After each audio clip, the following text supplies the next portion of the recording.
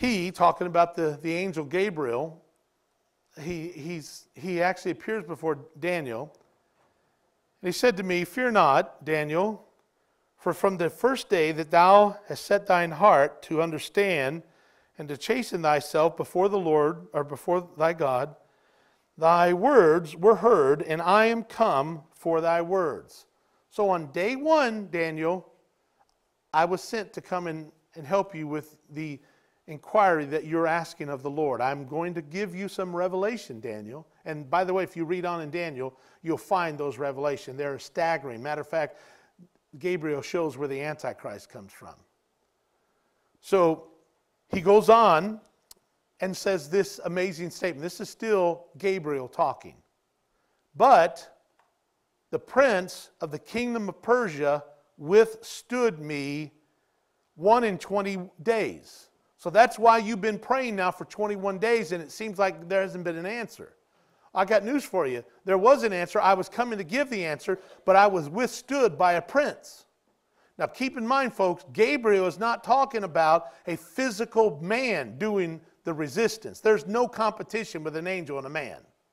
This is an entity that is a principality. It says, "But lo, Michael," what's this? "One of the chief princes came to help me, and I remained there with the kings of Persia."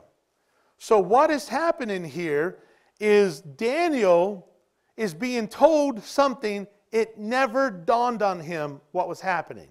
Now, I'll be honest with you, I don't even know, even after reading this, I don't understand all that. But I believe it.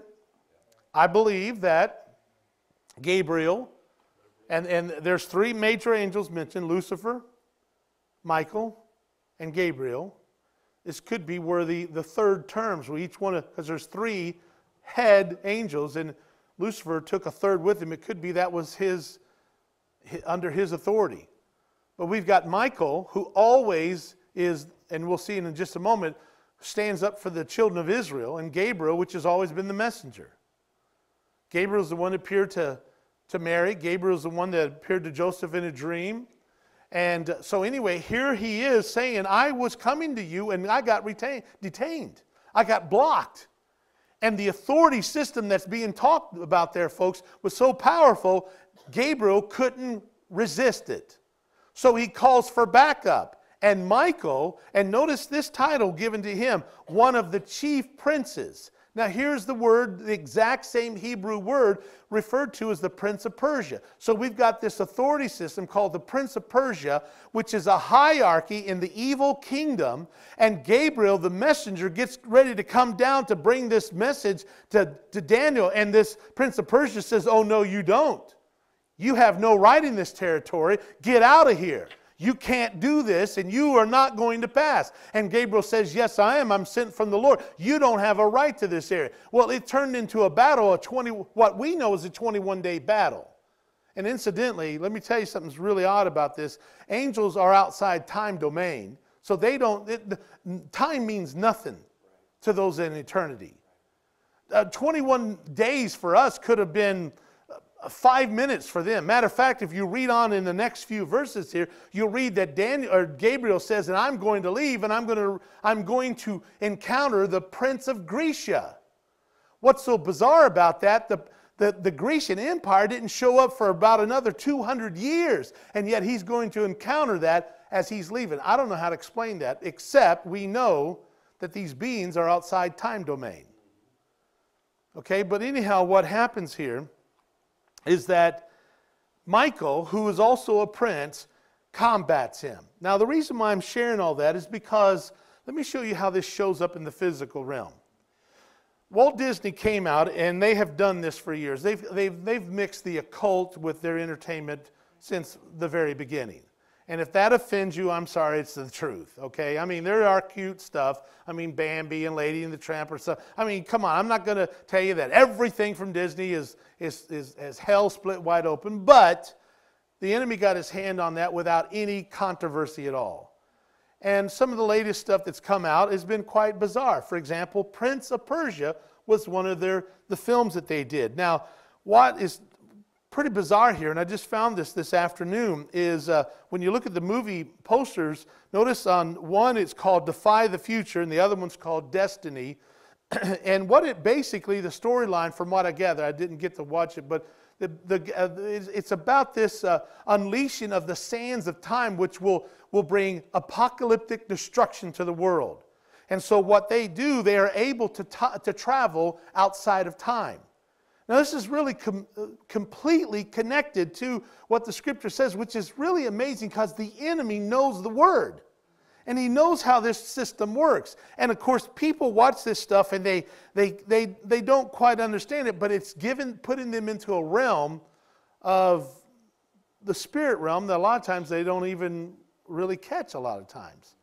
Now, we could go 1,000 different ways with that, but I do want you to notice now, getting back to this illustration of this prince of Persia, and Persia is what now on our map? What do we call that area? Okay, this prince of Persia, this demon stronghold, guess what? He's still around. He didn't die. They don't die of old age. They're just as real today as they were 5,000 years ago. This stronghold, this demonic authority system that realms over that, and to be honest with you, this spirit realm is having great success right now. They're destroying thousands of Christians. Now, here's where it gets interesting. I don't know how many remember less than 3 years ago when the election protest took place in Iran. Now, as I mentioned a moment ago, Ahmadinejad came in with really no explanation. He just came out of nowhere.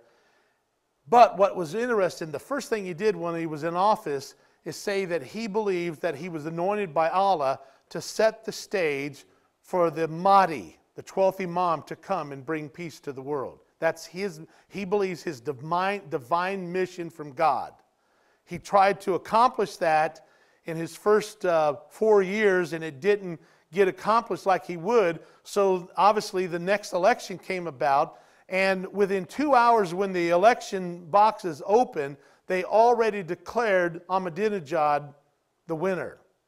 Well, immediately there was riots because there were some areas where they're saying they had 100% vote for Ahmadinejad, and people hadn't even voted yet. And you got to understand, I've met these Christians. I've met Christians from Iran. I talked to them quite a bit through emails and on YouTube. There is a great move of God among the Iranians, the Christians. I mean, they were believers on fire for God back in the 70s. Great revivals breaking out. And then all of a sudden, you can imagine what it was like for this Islamic terrorism to come to their nation. But they're still precious Christians. Carol and I sat a little over a year ago with a couple and their mother who had come out of this heavy persecution. She sat there with tears pouring down her eyes. This dear precious child of God loved the Lord and talked about what Iran used to be like and what it is today. And of course these people came and protested, and there was over 1 million in the streets demanding that this is not fair. They want their democracy back. But there was a stronghold here, folks. Obviously, Iran fought against them. They sentenced many of them to death. They killed them right in the streets. Many of you will remember that video that went viral of the woman that was shot in the head and falls over dead. And it's for people all over the world to see this unbelievable demonstration of this dictatorship that was going on. Well, if you all remember, while this was all going on, what ends up happening is, and I'll just read this to you, while nearly 1 million pro-democracy reformers were on the streets of Iran protesting against the radical rule of the supreme leader of Iran, the freshly re-anointed leader of Iran's apocalyptic plans headed straight for Moscow. What he does in Moscow is incredible, folks, because he meets with the president there, and he meets with the Shanghai Corporation organization to continue building, now listen to this statement, a political and military alliance between Russia, China, Iran, and the Islamic countries in Central Asia. You know what this is?